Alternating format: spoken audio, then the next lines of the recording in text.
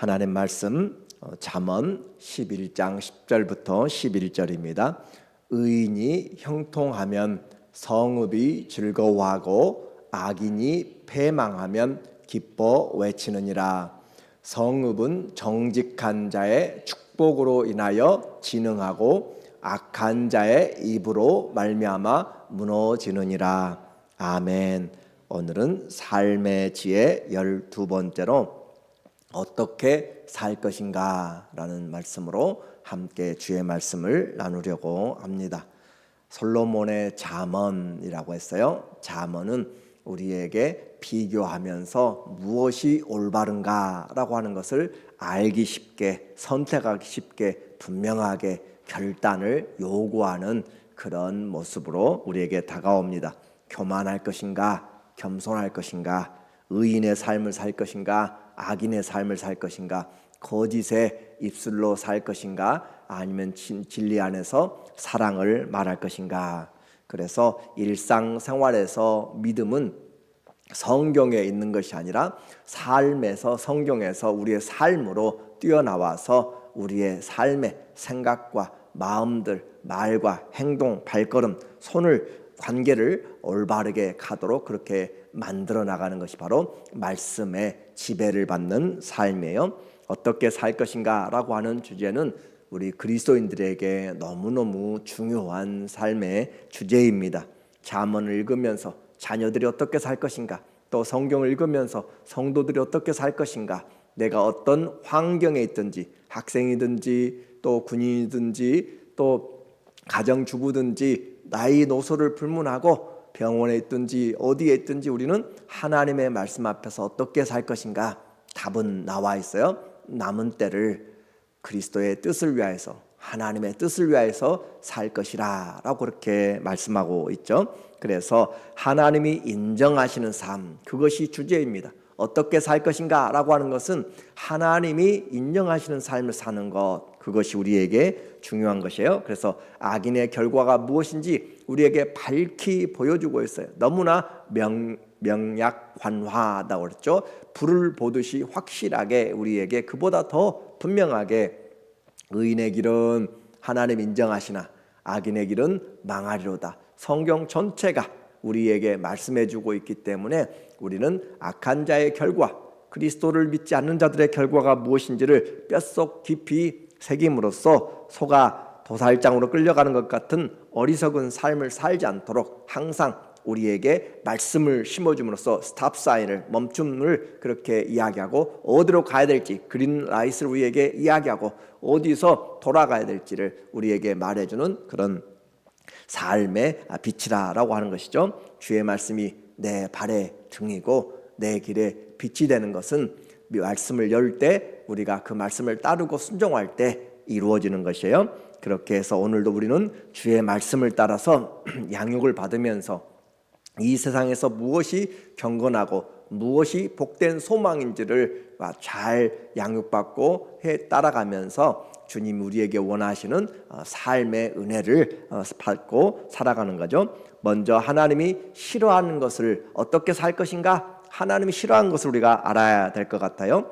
11장에서의 말씀은 이 10장부터 지속되는 22장까지의 내용에는 하나의 주제보다는 토막토막 나와 있는 그런 주제들이 있어서 토막토막 되어 있는 그런 격언들로 되어 있어서 길게 강의하고 그런 것들은 아닙니다. 내용의 본문을 설명할 필요가 없이 그냥 우리의 삶의 지혜로 그 과정에서 그 말씀을 듣고 우리가 마음속에 새기고 따라가는 그런 내용들이에요. 그렇기 때문에 이해나 그런 포기 없이 삶의 경험에서 해야 된다. 그래서 11장에서 주로 말하는 이야기는 공평하라, 공정하라, 공의로우라 라고 하는 것들을 강조하고 있어요. 그래서 1장 4절에 1절부터 보니까 11장 1절에 보면 속이는 저울은 여호와께서 미워하시나 공평한 추는 그가 기뻐하신다. 속이는 저울, 우리는 동서고금을 막론하고 장사를 통하여서 사람들의 상거래를 보게 됩니다. 속이는 저울은 그 거래를 속이고 또 상거래를 파괴하는 것이에요.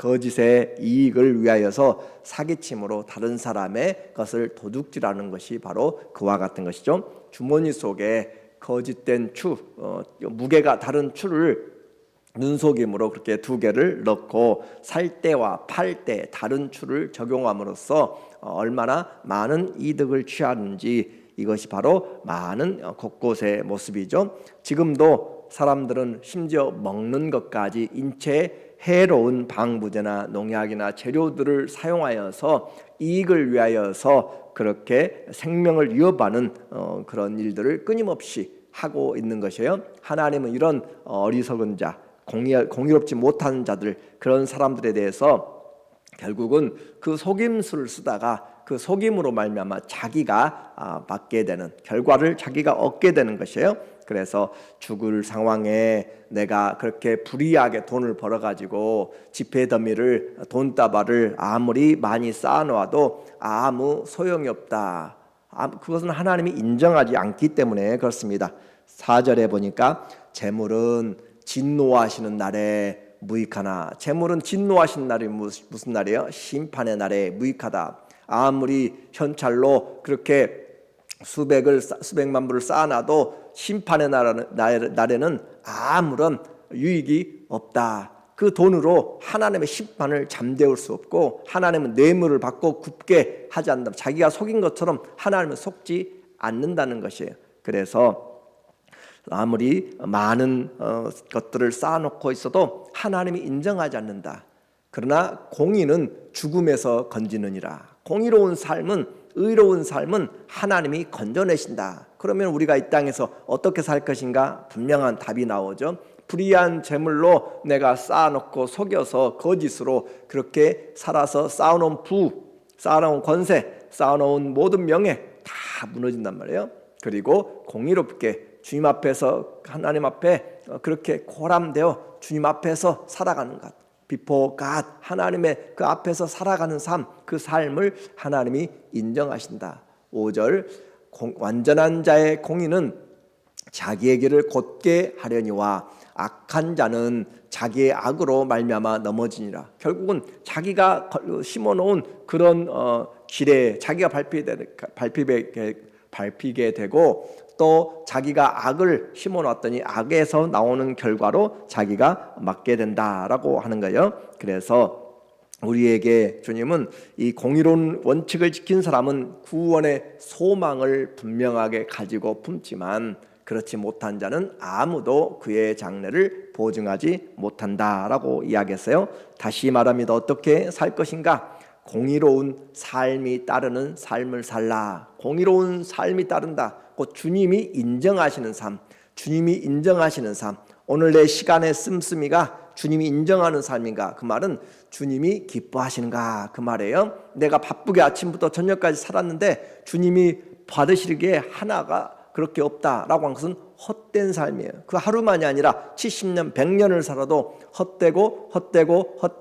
헛되니 모든 것이 바람을 잡으는 것 같이 헛되도다. 그런 삶이 되어버린다면 해 아래서의 수고가 다 헛되게 되는 것이에요. 주님이 인정하시는 것 어떤 사랑이에요? 사랑으로 행하였는가라고 하는 거잖아요. 사랑으로 행하지 않은 것, 믿음으로 행하지 않은 것이 죄다라고 주님은 이야기하고 있어요. 우리는 감정적으로 일해서도 안 되고 내 원하는 대로 해서도 안 되고 주님의 뜻을 구하면서, 그래서 기도하면서, 고넬료가 하나님 앞에 항상 기도하면서 그렇게 구제하고 섬겼던 것처럼, 하나님을 경외했던 것처럼, 오늘 우리의 시간과 오늘 우리의 재물과 재능과 관계들이 하나님이 인정하시는 관계로 그렇게 해나가는 것. 그래서 원수에 맺은 것은 풀어야 되는 것이고, 내가 섬기지 못한 것은 섬겨야 되는 것이고, 하나님 앞에 올바른 삶, 그것이 바로 공의로운 하나님이 인정하시는 것. 원수를 어떻게 하라고 했어요? 축복하고, 저주하지 말고 축복하고, 원수에게 물을 먹이고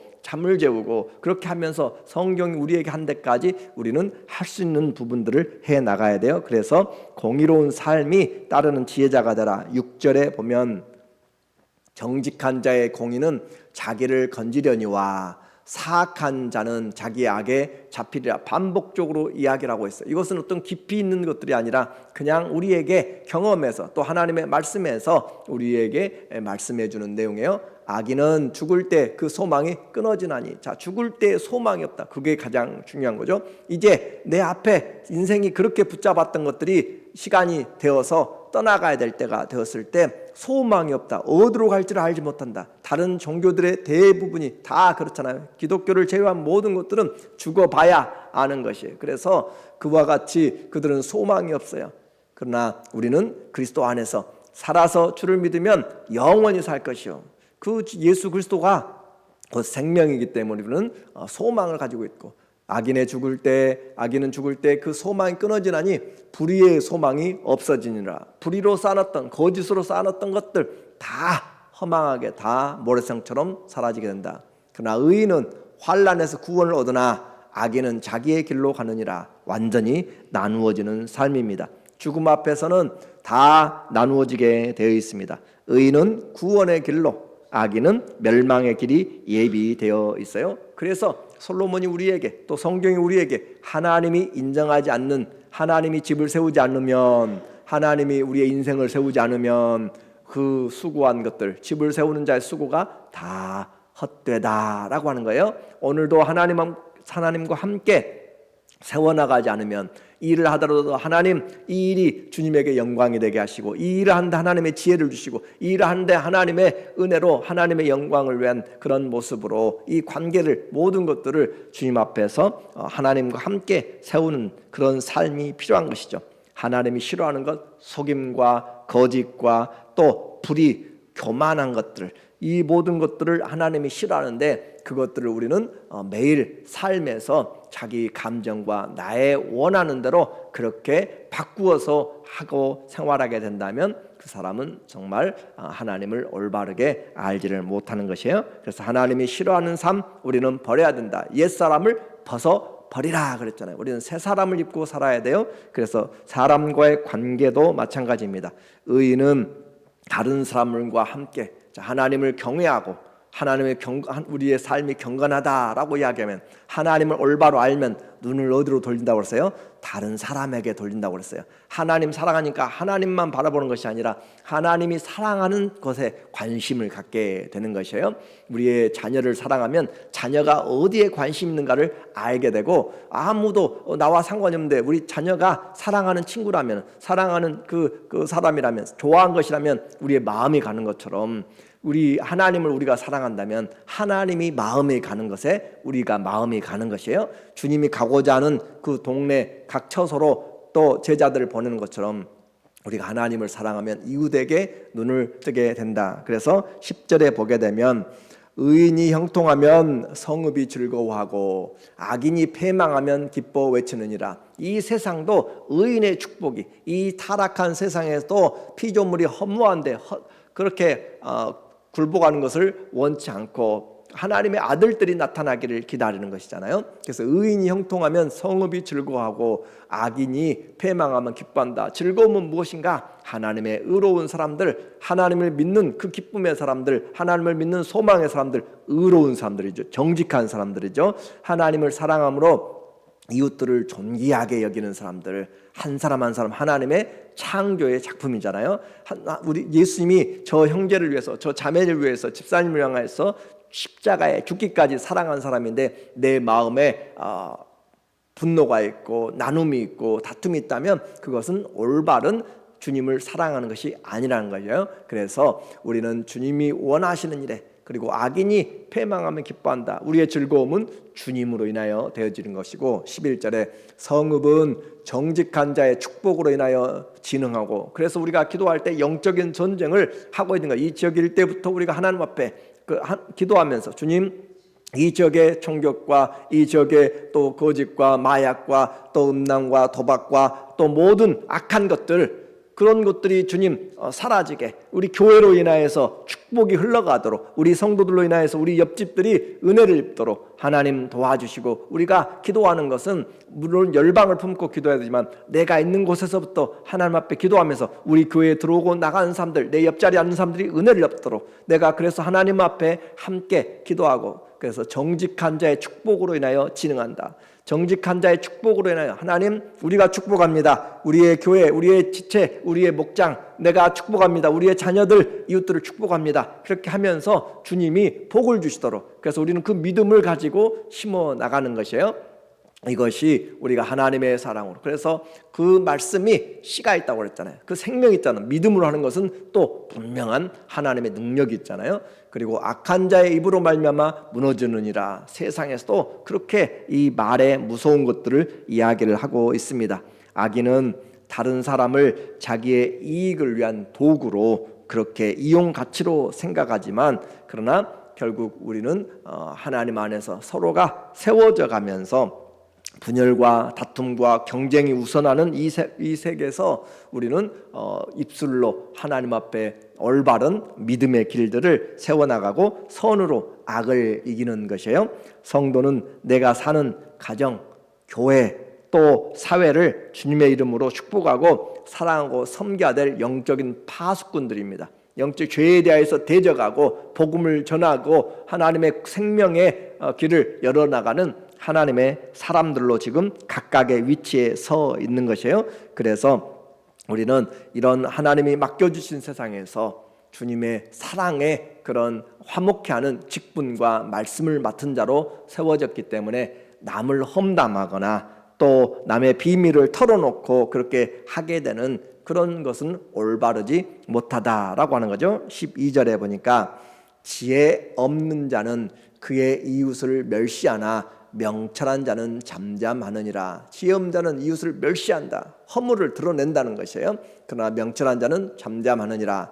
두루 다니며 한담하는 자는 남의 비밀을 누설하나. 두루 다니면서, 요즘 뭐 다닐 필요 없이 전화 들고 그러겠죠. 전화로 또 무엇을 하든지 우리에게 한담하는, 두루 다니면서 말을 퍼뜨리는 그런 나쁜 말들을 퍼뜨려 나가는 것. 자는 남의 비밀을 누설하나 마음이 신실한 자는 그런 것을 숨기느니라. 오늘 우리가 어떤 사람으로 살아가고 있는가, 이간질하는 것들, 또 우리의 입술이, 우리는 어제도 독사의 혀라고 이야기했잖아요. 우리의 입술이 독사의 혀가 되면은 안 되는 것이고 생명을 나누어 주는 그런 입술이 되어야 한다. 남자만이 아니라 여자들도 하나님 앞에서 지혜롭게 살아야 된다. 22절에 보니까 아름다운 여인이 삼가하지 아니하는 것은 마치 돼지 코에 금고리 같으니라. 돼지에게 금고리를 갖다 씌워놓고, 요즘은 또 그런 사람도 있어요. 돼지 옷 입혀가지고 같이 사는 사람도 있고 그렇지만, 그런 부분을 말하는 것이 아니라 우리에게 하나님과 짐승과 또 사람은 분명히 다른 것이에요.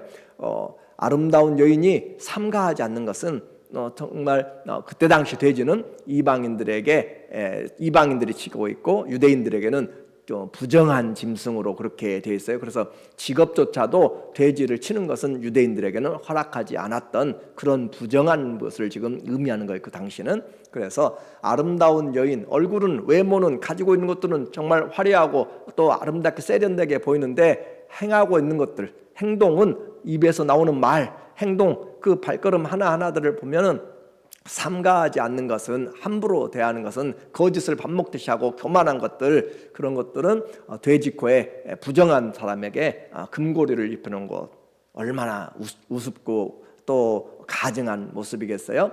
그래서 의인의 소원은 오직 선하나 악인의 소망은 진노를 이루느니라. 지속적으로 우리에게 마지막 소원은 죽음을 뛰어넘는 영원한 부활의 모습을 이야기하는데, 그 소망 앞에서 의인은 반드시 소원을 이루지만 악인은 망한다. 성도는 단장을 해야 돼요. 단장을 하되 외모의 치장이 아니라 내면에서부터, 외모를 아무렇게나 하는 말 아니야. 외모도 단정하게 해야 돼요. 다른 사람들이 시험에 들지 않게 해야 돼요. 그런데 그 외모도 중요하지만 더 중요한 것은 내면의 모습, 내면의 그리스도의 성품으로 해야 되는 것이에요. 그래서 세상은 갈수록 화려하고 갈수록 패션, 사람들의 보이려고 그렇게 회를 칠한 무덤처럼, 페인트를 칠한 그런 무덤처럼 그렇게 유행으로 시선을 빼앗아 가지만, 그러나 우리는 그런 것을 하지 말라라는 거잖아요. 베드로전서 3장 3절에 보니까 너희의 단장은 머리를 꾸미고 금을 차고 아름다운 옷을 입는 외모로 하지 말고, 외모 단정하게 하라고 했어요. 우리의 모습을 단정하게 하는 건 가장 중요한 것이에요. 아무렇게나 입고 주일날 오는 교회에 오는 것이 아니에요. 주님 앞에서 단정하게 가장 깨끗한 옷으로 가장 준비하고 미리미리 예물이든지 우리의 옷차림이든지 우리 모든 것들을 미리미리 준비하는 것 중요한 것이에요. 다른 사람들에게 시험에 들지 않게 하는 것이에요. 나의 편의를 위해서 모든 것을 하는 것이 아니라. 그래서 하는데 단정하되 외모로 하지 말고, 외모로 하지 말고 어떻게 하라고 해요? 오직 마음에 수는 속사람, 우리 겉사람 아무리 잘 나타내도 속이 다 무덤처럼 비어있으면 썩은 냄새 나오면 안 되는 것이잖아요. 속에 숨은 사람, 이 속사람, 그리스도 안에 있는 속사람을 온유하게, 온유합니까? 우리는 저부터 우리 모두가 다 정말로 하나님 주님을 닮은 모습으로 온유해야 돼요. 모세는 이 세상에서 가장 온유한 자라고 이야기를 하잖아요. 그런 것처럼 자기를 죽이려고 하고 반대하고 하는 자들에게 주님 나를 생명책에서 이름을 제하더라도 저들을 살려주세요 라고 하는 사람들, 오늘 우리에게 마음에 숨은 내 마음에 있는 속 사람이 얼마나 온유한가, 그리고 안정한 심령에 썩지 아니할 것으로, 썩어지지 않는 것으로, 살아있는 것으로, 소망 있는 것으로 하라라고 이렇게 이야기해요. 그래서 외모로 하지 말고 속사람을 하라, 속사람을 변화시켜라. 그래서 우리의 겉사람은 아무리 가꾸어도요, 아무리 좋은 화장품을 쓰고 아무리 좋은 것들을 입히고 해도 결국 시간이 지나가면 우리의 겉사람은 점점 후패하나, 우리의 겉사람은 점점 낡아지게 돼 있어요. 흙으로 만들었기 때문에 그렇습니다. 그러나 우리의 속사람은 날로 강하더라. 날로 점점 윤택해지고 풍성해지고 빛이 나고 하나님의 소망이 있어서 우리의 영은 점점 그리스도의 장성한 분량까지 커지고 확장되는 것이에요. 그래서 심령에 썩지 아니할 것으로 성령으로 우리가 우리의 삶을 잘 가꿔야 돼요. 그런데 하루를, 일주일을, 1년을 지내면서 이 속사람이 자라가는 것은 무엇으로 자라가요? 주의 말씀을 먹으면서, 기도하면서, 인내하면서, 사랑하면서 자라가는 것. 주의 성품으로 그렇게 주님에게서 난 것을 먹고 자라가요. 그렇죠? 이 세상에서도 우리가 잘 먹으려고 하잖아요. 먹는 것이 내가 정크푸드를 먹으면 정크푸드가 내 몸에 그대로 축적이 되는데, 우리는 예수 그리스도에게 뿌리를 깊이 내리고 그리스도로부터 나오는 온유함, 그렇죠? 그리스도로부터 나오는 것을 너희는 내 멍에를 메고 내게 배우라. 나는 마음이 온유하고, 주님 앞에 그렇게 우리가 배워야 돼요. 그래서 사랑과 희락과 화평과 오래 참음과 자비와 양성과 충성과 온유와 절제들이 그리스도에게서 나오는 것이에요. 그래서 그리스도 안에서 나오는 것을 먹고 사니까 내게 그리스도의 향기가 나타나고 그리스도의 편지가 되는 것이고, 그리스도의 은혜가 그렇게 드러나게 돼서 내가 사는 것이 아니라 주님이 사는 것. 자, 오늘 우리는 이제 내가 어떻게 남은 삶을 주님 앞에서 내 내면을, 내 속사람을 단장하고 준비시킬 것인가. 그래서 겉만 무성한 무화과나무가 아니라 열매가 있는 그런 사람, 썩지 아니할 것을 하라. 이는 하나님 앞에서 값진 것이라. 자, 하나님 앞에서 값이 없는 것이 뭐예요? 헛된 것이죠. 그렇죠? 아무리 쌓아놓고 왔는데 하나님 보시기에 다 쓰레기만 가지고 와서 인생을 100년을 사는데 가지고 온 것이 다 쓰레기만.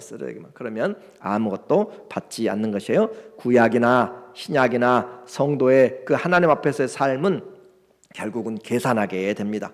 관계를 통해서 나타나게 돼요. 베드로전서 3장 10절에 보니까 이어서 그러므로 생명을 사랑하고 좋은 날 보기를 원하는 사람, 저요. 그렇죠? 여러분도 다 생명을 사랑하고 좋은 날 보기를 원하잖아요. 소망의, 부활의, 영생의, 축복의 그런 영원한 하나님의 소망을 바라보고 있잖아요. 그런 사람 어떻게 하라고 해요? 혀를 금하여서, 아예 혀를 재갈을 먹이고 금하여서 악한 말을 그치라. 더 이상 no more. 그렇죠? 더 이상 하지 마라. 그래서 우리는 그리스도 안에서 그 입술로 거짓을 말하지 말라. 그렇게 우리에게 말씀하는 거예요.